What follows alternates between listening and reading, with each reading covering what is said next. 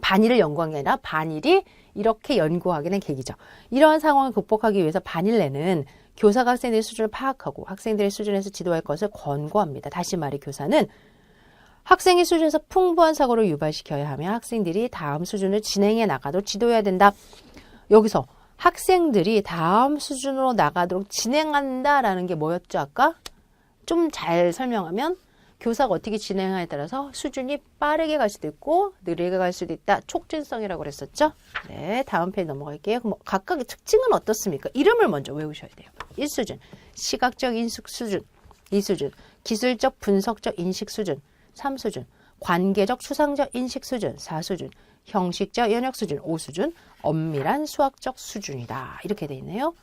1수준은요. 사실 이게 우리가 공부했던 또 우리가 가르치는 아이들의 그 학년으로 보면 참 쉬울 텐데 피아제처럼. 근데 학년은 거의 아닌 것 같아요. 왜냐하면 나이랑 관계없다라는 전제를 연구를 했기 때문에. 그런데도 불구하고 요때를 가만히 보면 거의 태어나서 유치원 시기 같죠?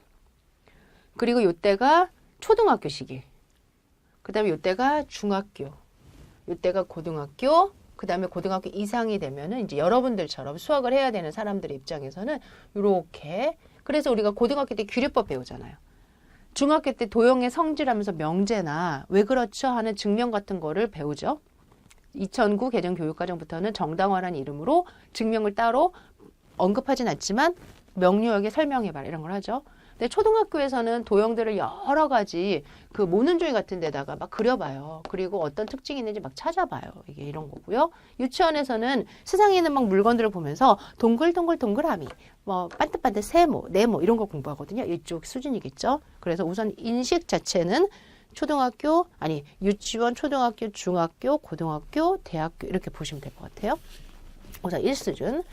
시각적 인식 수준은 아이들이 전체적인 모양새로 도형을 인식한다. 이렇게 보시면 돼요. 특징을 보세요. 사실 특징이라는 건 두 가지입니다. 그 수준에서 잘하는 것과 그 수준에서 잘하지 못하는 거. 그런데 그 수준에서 잘하지 못하는 건 다음 수준에서 잘하게 되겠죠. 따라서 시각적 인식 수준에 있는 아이들의 특징이 뭡니까? 라고 만약에 물어보면 잘하는 걸로 설명하시는 게 좋아요. 예를 들어서 지금처럼 전체적인 모양새로 도형을 인식한다. 이 도형이 왜 정사각형일까요? 라는 질문에 대해 정사각형처럼 보이니까요? 라고 대답한다. 시각적 전체로 인식한다. 시각적 이미지로서의 도형을 정신적으로 표상한다. 이렇게 긍정적으로 보시면 돼요. 당연히 거기에 대해서 반대도 있겠죠. 예를 들어서 도형의 성질에 주목하지 못한다.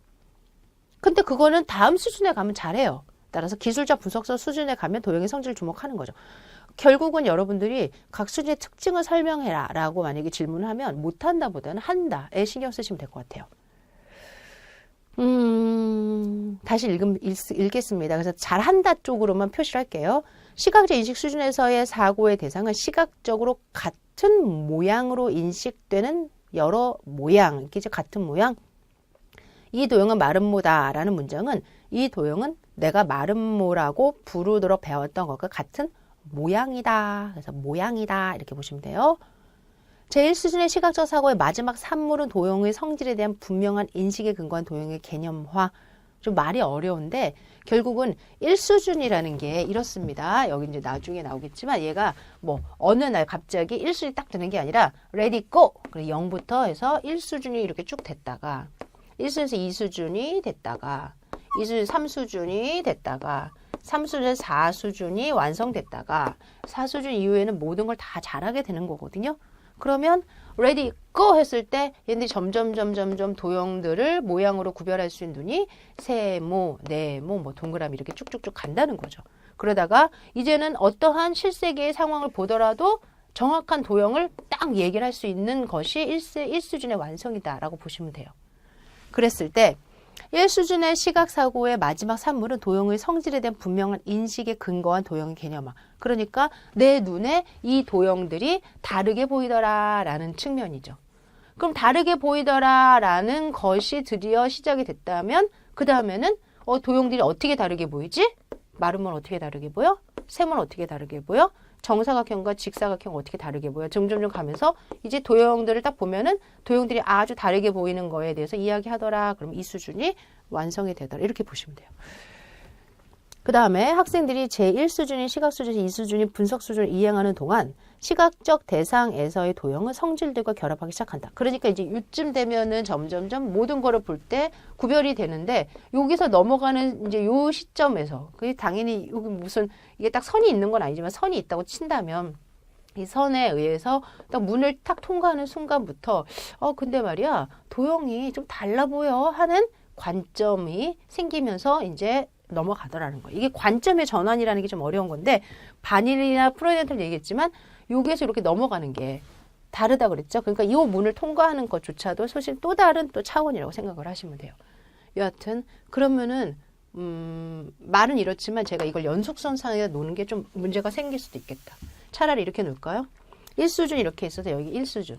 그리고 나면은 이렇게 2수준. 그리고 나면은 3수준. 그리고 나면 4수준. 그리고 나면 5수준. 이렇게 되면 어때요? 그러면 요 1수준에서 여기서 끝나는 것처럼 보였지만은 여기에 또 텀이 있었던 거죠.